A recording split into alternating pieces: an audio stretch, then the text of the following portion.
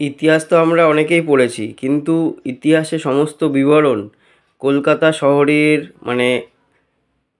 সেই বিবরণটা জানতে গেলে তোমাদের অবশ্যই আসতে হবে ভিক্টোরিয়া মেমোরিয়াল হলে। এখানে সমস্ত কিছুই এখনও সুন্দরভাবে সাজিয়ে গুছিয়ে রাখা আছে। কিছুদিন আগে আমি এখানে গেছিলাম।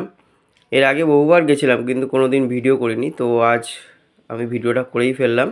এখানে ইতিহাসের বিভিন্ন স্থাপত্য যেগুলো তখনকার সময় ছিল, সেগুলো এখানে সুন্দরভাবে সংরক্ষিত করে রাখা রয়েছে।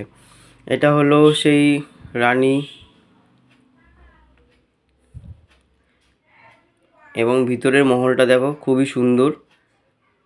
চারিধারে লোক বসারও ব্যবস্থা রয়েছে। চারিধারে আমি ঘুরে ঘুরে ঘুরে ঘুরে শুধু দেখতে পাচ্ছি অসম্ভব সুন্দর কারুকার্য। তখনকার দিনে কারুকার্য দেখতে পারো যে এতটাই সুন্দর যে আমরা এখনকার দিনের চাইতে আগেকার দিনের কারুকার্য মনে হয় আরও বেশি সুন্দর ছিল। মহলটার ভিতরটা খুবই সুন্দর, অন্দরমহল যেটা আর কি ভিতরের। এখানে রয়েছে এই যে সেই তখনকার দিনে যুদ্ধে ব্যবহৃত বিভিন্ন রকম বা ইংরেজ সেনারা যে সমস্ত বন্দুক এবং বল্লম, তলোয়ার যেগুলো ইউজ করতো সেগুলো রয়েছে।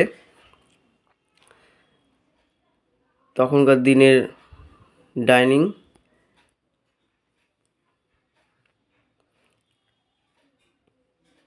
এছাড়াও এর ভেতরে পাবে তোমরা ভিক্টোরিয়া মেমোরিয়াল হলের ভেতরে রয়েছে ইতিহাসের যে তখনকার দিনে যে আমাদের স্বাধীন হওয়ার আগে যে সমস্ত স্বাধীনতা সংগ্রামীরা যে সমস্ত চিঠি লিখেছিল বা যে সমস্ত পেপার তখনকার দিনে বেরিয়েছিল, সমস্ত কিছু নিদর্শন এই ভিতরে তোমরা পেয়ে যাবে। পুরো ভিডিওটা আমি করতে পারিনি, তাই তোমাদের কিছুটা যতটা পেরেছি ততটাই তোমাদের তুলে ধরলাম। আর কিছু কিছু রয়েছে যেগুলো তোমাদের সাথে পরে শেয়ার করব অবশ্যই। এখান থেকে ভিতর থেকে বেরিয়ে ঠিক এর ওই পাশে রয়েছে আরও কিছু নিদর্শন সুন্দর সুন্দর।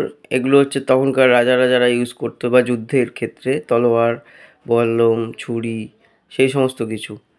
এবং বলতে পারো সব দিক থেকে মিলিয়ে আমার তো খুবই ভালো লেগেছে। এগুলো তখনকার দিনে ছোট ছোট কামান ছিল, যুদ্ধে ব্যবহৃত ছোট ছোট কামান। যাই হোক, সব কিছু মিলিয়ে সুন্দর একটা পরিবেশ এখানে রয়েছে। আর এটা হলো ভিক্টোরিয়া মেমোরিয়ালের ভিতরটার কী আছে।